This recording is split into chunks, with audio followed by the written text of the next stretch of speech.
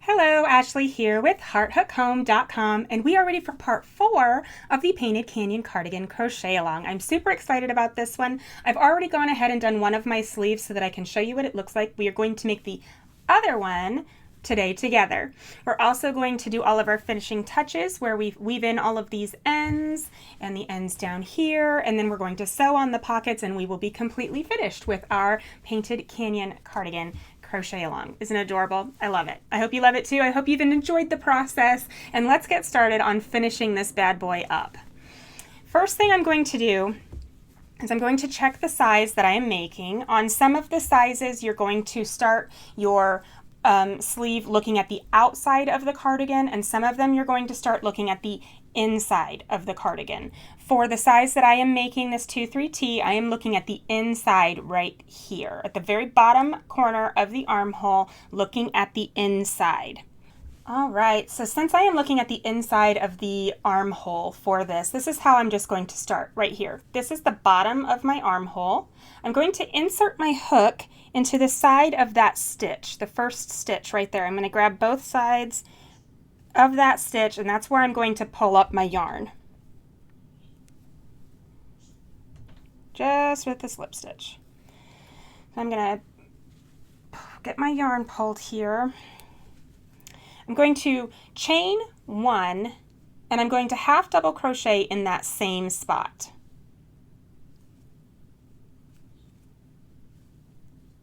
So that is my first half double crochet stitch. For the size that I'm making, it says that I need to have a total of 28 stitches around and back towards this one here. So I'm going to go all the way around in a big old circle, and when I reach here, I should have 28 stitches. Now, what you can do if you have trouble placing your stitches or making sure that you're placing them evenly, we're going to do the same thing that we did with the edging, where we go into the side and then into the bottom and into the side and into the bottom, and that should be 28 stitches total. What you could do is you could find your shoulder seam if necessary, right? And say, okay, I need 28 total, so I need to make sure that I have 14 on this side and 14 on this side. I find that it helps you if you get halfway and you know that you are literally halfway as far as your stitch counts go as well. So I've already placed my first stitch in the side of that one. Now I'm going to go into the side of this row end with a half double crochet. And I'm literally doing the exact same thing that I did on the edging. I didn't get both sides of that. Let me go back through. Especially on the sleeves, it's important that you get both sides of that V because you don't want the sleeves to be pulling at all.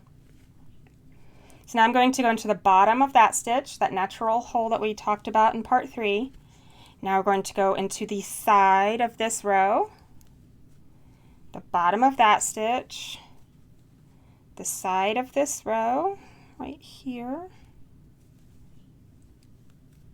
the bottom of that row, the side of this one, and the bottom of this one, the side of this one, bottom,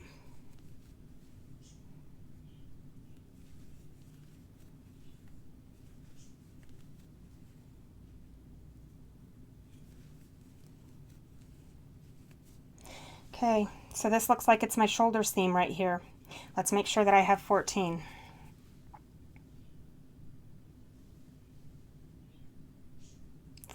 Nice, right? So let's go ahead and start working down the other side. Go over here. You don't want to go too far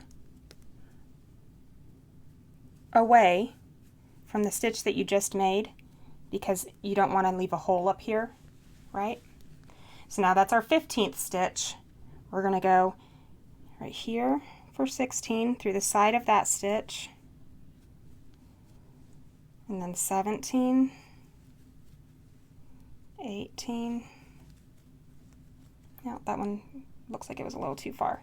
We're going to go in the side of this. 18, 19, 20,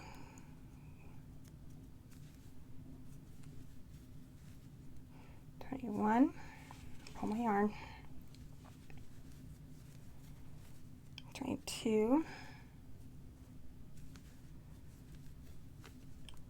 23, 24,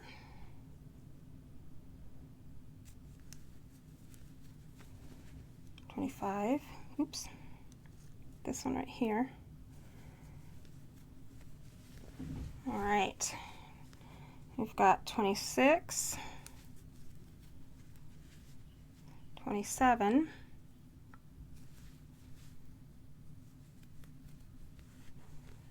and 28. If you're concerned that you have a gap here, what you could do a half double crochet 2 together right here just to kind of encompass more space here. But now that I've got my 28 stitches, it's fine. I'm going to go ahead and attach or join to the first stitch of that row with a slip stitch. So 28 stitches. If you do have a little hole here, that's why we're choosing not to weave in this end, because we're going to use this yarn tail here in a little bit and cinch up any holes that we have underneath the underarm. So now that we are done with row 1, we are ready for row 2. And depending on your size, you will have several rows here, and the number of rows varies because arm lengths, especially in children, once they hit that 2-3T age, they start just growing longer, right? Their arms get super long, their legs get super long, they go straight up. So depending on what size you're making, you'll have only a few rows of solid half double crochet here, or you could have as many as 15 or 20 depending on what size you're making. So for the 2-3T size, I'm going to do rounds 2 through 9 straight up half double crochet. So I'm going to have 28 stitches around all the way until I get finished with row 9 or round 9. So I'm going to chain 1 and turn. I'm going to half double crochet in this first stitch right here all the way around. So since we went into this stitch for our first stitch of the row, we're going to go into this one for the last stitch of the row. And I do recommend counting your stitches here if you are new to making sleeves. So now I'm going to join to the top of that first stitch. And now I am going to complete rows 3 through 9. It's the same exact thing. I'm just going to add a little bit more length before we start tapering for the sleeve itself. So I'll meet up with you when I finish round 9. So here I am at the end of row or round 9, and I'm ready to start round 10. I do want to caution you that there are differences between the child sizes and the adult sizes on the sleeves, because obviously adult arms are a lot longer than children's, so we need more decreases as we go through the sleeve. On the adult sizes, some of your decrease rows, you're going to place your decrease in the first 2 stitches of the row, and some of them is the last 2 stitches of the row. I'm going to chain 1. I'm starting round 10 for the 2-3T size. Chained 1 and turned. Now I'm going to half double crochet in each stitch around except for the last 2 stitches. So these 2 right here, I'm going to place a decrease, just a half double crochet 2 together right here. So I'm going to do my half double crochets all the way around. Now that I've got these 2 here, I'm going to do my decrease right here.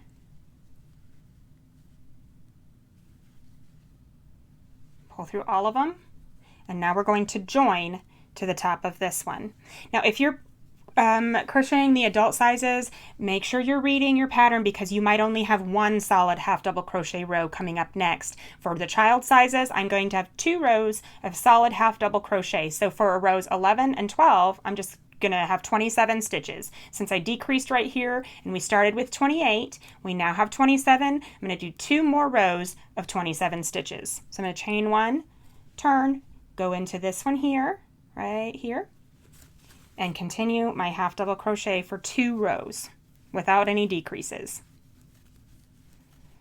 All right, now that I have those 2 solid rows of half double crochet after that decrease, here's my decrease down here, and then I did 2 more rows.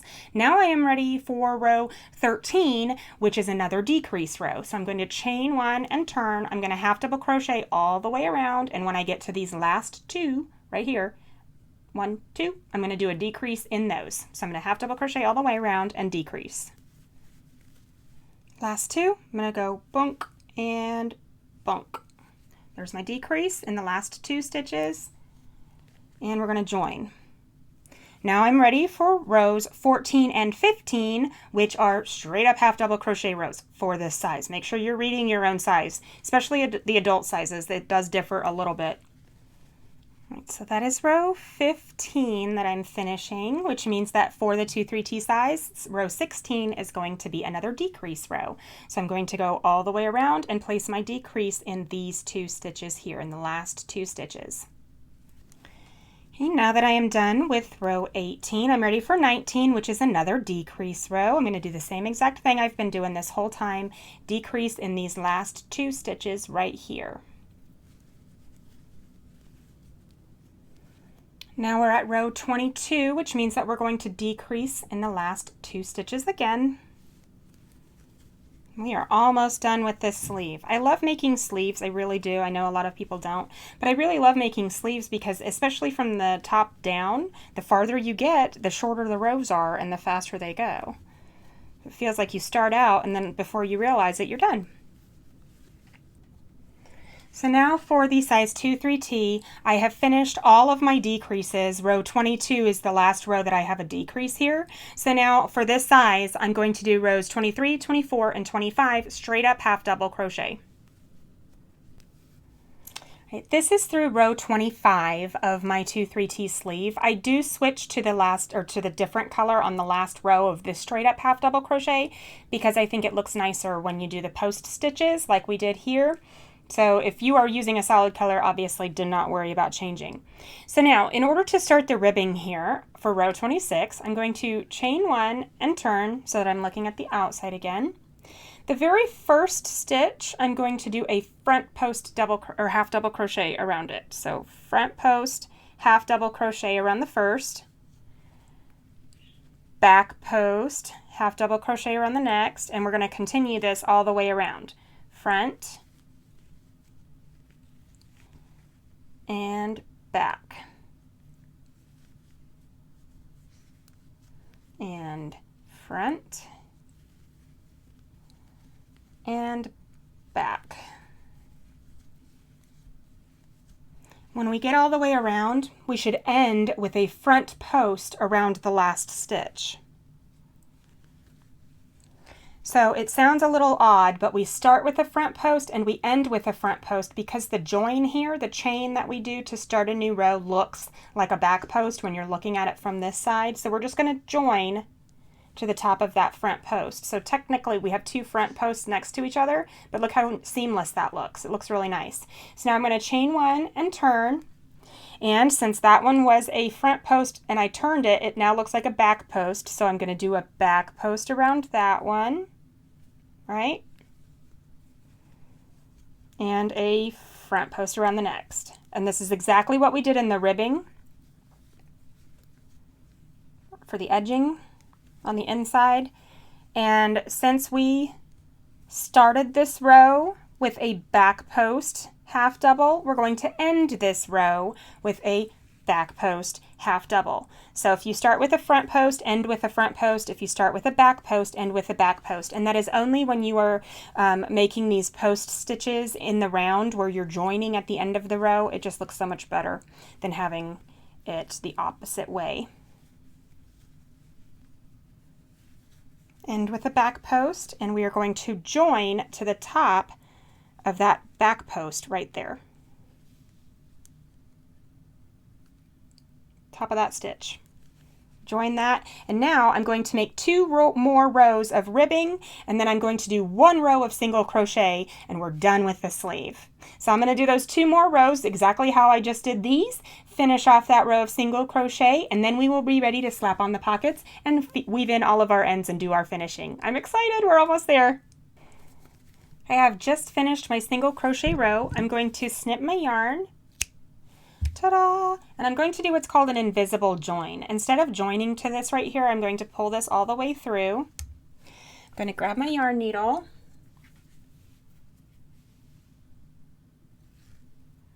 Thread it. Now we're going to look at these stitches. We're going to find the first stitch of the row, which is this one right here, that V. I'm going to take my yarn needle and I'm going to go in front to back. Now I'm going to pull it down, I'm going to pinch it with my thumb, and I'm going to see where it came out of right here. Might be hard to see with this green. It came out right here, right? We're going to put that right back where it came out of in that same stitch.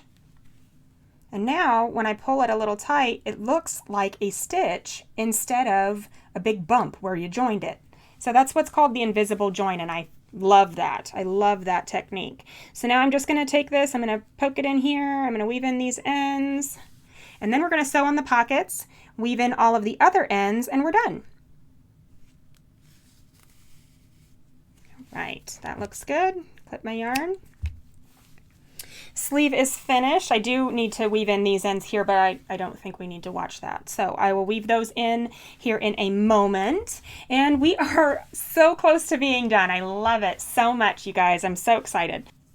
So now that I have this here, I'm going to do the same exact thing that I did with the sleeve, where I'm going to pull this straight on through. This is at the bottom of the cardigan again, and I'm going to weave in this end the same exact way in the invisible join method, where you find the first stitch of the row. I'm going to go front to back through that stitch, and then I'm going to come back out of the stitch that I just came out of from front to back. It looks like a nice stitch now. Doesn't that look great? Now I'm going to weave in that end.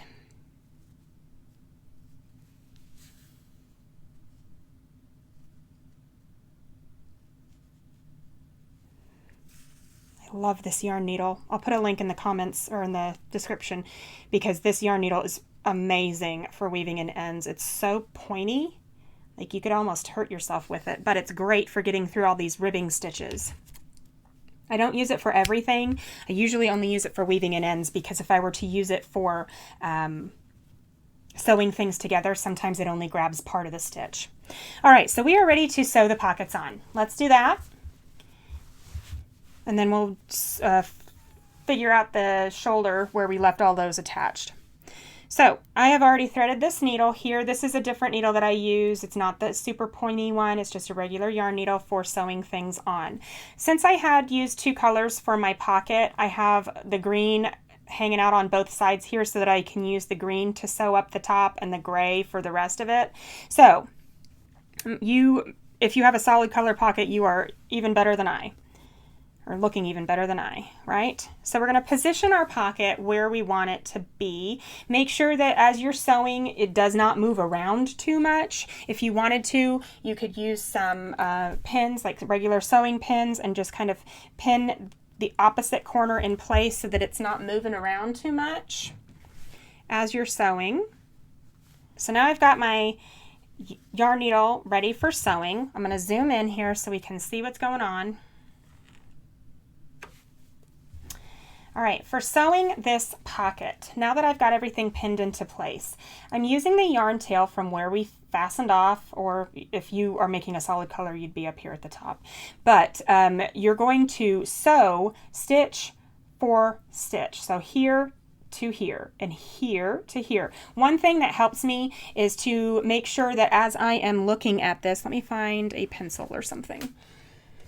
As I am looking at this, where I sew this, I'm going to make sure that I'm always going right on top in a straight line, because the worst thing you can have is a pocket that's like this or wonky, right? So you're going to find the stitch that you're using, which I'm probably, looks like I'm going to be going into, lay it down flat and then pull it up, probably this one right here. So I'm going to be going into this one and then straight down and then straight down and then straight down and then straight down, so that I know I'm always lining that pocket up as precisely as I possibly can. So what I like to do is to keep these left sides pinned down, and I like to pull half-ish of that stitch. I don't want to go through the whole thing, and it might help if you put your hand on the inside so that you don't grab the back of the cardigan too. That would be awful if you sewed the pocket through both sides. I've done that, right? I know from experience. So there, I've pulled that through. Now I'm going to grab not the whole thing. I don't want to grab the whole stitch right here because I feel like it makes it pucker more, but I am going to grab the back side and just grab some of that fabric there. Get enough of it so that it's substantial, so it's actually going to hold. And that is the corresponding point there. So kind of pull it just a little bit. You don't want to pull it too tight that it starts to pucker. Now we're going to pull half of the next stitch that's directly below that. Move my thing over just a little bit. All right, so now that I've got that, I need to go to the corresponding part on the pocket. So now I'm going to go over here and I'm going to grab part of that stitch there.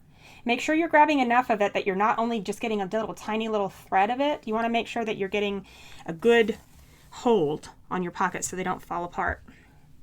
Now I'm going to go to my next stitch right here. I'm going to grab half of it. I'm going to find the next one right here. I'm going to grab all of that. And this is all there is to sewing on pockets. It's really not too bad. Take some time, take some practice, but it's not too bad.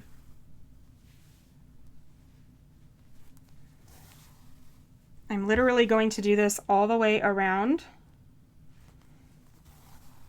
the entire pocket,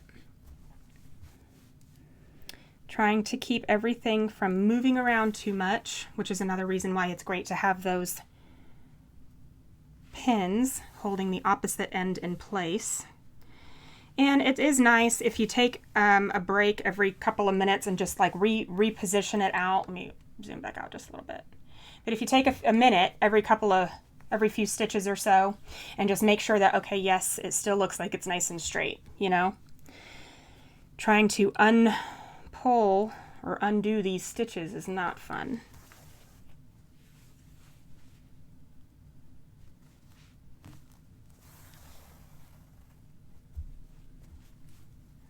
Obviously, when you get to the bottom of the pocket, it's easier to tell that you're going in a straight line because there's this row here that you can line up with it. So I'm just going to keep on sewing across the bottom of this pocket, and that is all there is to pockets. They can be intimidating. Getting them lined up and sewn on properly is can be the hardest part.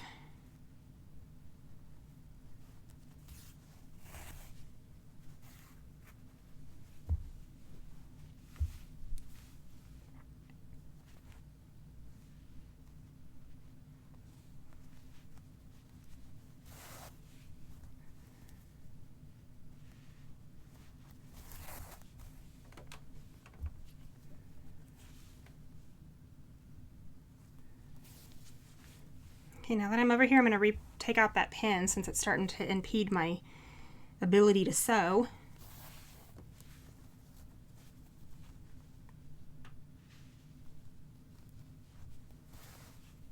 And I'm still just grabbing half of the stitch on the back and half of the stitch on the pocket.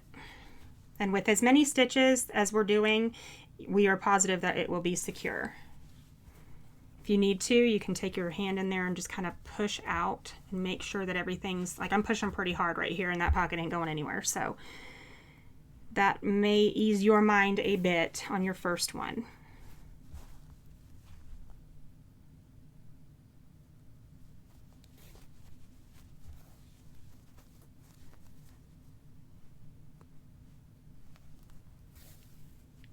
All right, I am going to continue sewing on this pocket and the other pocket, and then we will meet up and sew in all of the ends around the shoulder area. So I will see you in just a few minutes.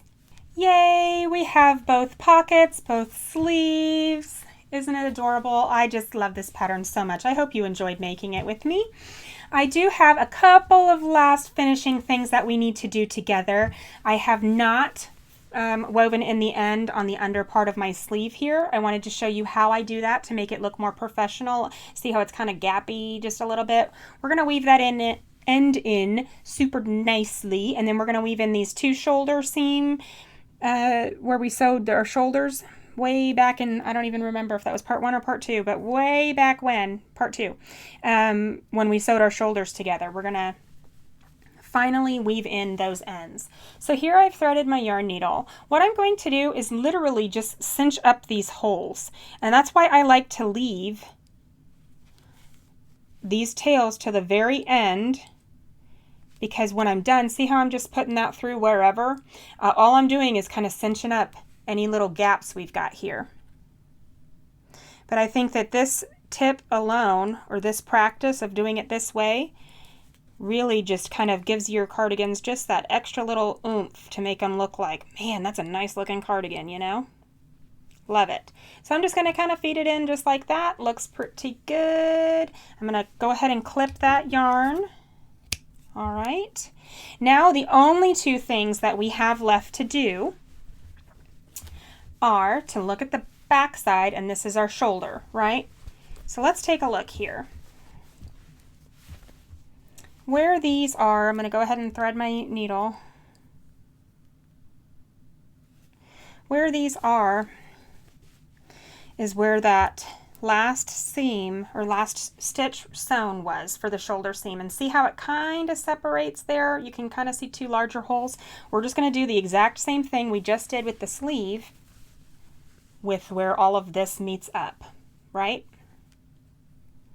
Just going to grab some of this yarn on both sides. You don't want to pull too tight, and you don't want to be overzealous with your weaving in ends, but you do want to be strategic with it and just make it to where, there we go. See how nice that looks? Make it to where it's not super noticeable where that was. We're just going to keep on weaving these in. And then right here, I'm going to grab this whole side right here. There, and that's going to kind of pull this part in together too. There we go. And now we're just going to kind of weave in the ends as normal. Once you get it to looking about the way you want to look, we're just going to weave it in a couple different directions, because yarn can't move or come undone if it's going a bunch of different directions, right? And I am the first person to admit that I am an overzealous weaver inner of my ends. I am extremely passionate about well-woven in ends. I can't help myself. I just get paranoid that it's going to come apart in the washer, and then I just can't even deal with it. I don't even want to imagine. So this is our last one right here. I hope that this crochet along has answered all of your questions with the Painted Canyon cardigan. If this is the first cardigan you've ever crocheted, I hope you really enjoyed it. I hope it fits you perfectly, or if you're making it for a child in your family or someone that you know, I hope that they love it. And if you started with the child sizes just to boost your confidence as far as making the adult sizes, I hope that this did give you confidence in making wearables and cardigans and things like that. Opening up a whole new world of possibilities with crochet. It's absolutely amazing. Such a confidence booster when you finish your first wearable that actually looks good and you're like, man, I remember the very first one I ever made, and it was a really great feeling. Felt like you were on top of the crochet world, right? Voila! That is my last yarn tail to clip, and this is all there is to the adorable Painted Canyon cardigan crochet pattern. I really do hope you enjoyed this. I enjoyed working with you, and I look forward to crocheting with you more soon. Thank you for watching, and I will see you next time.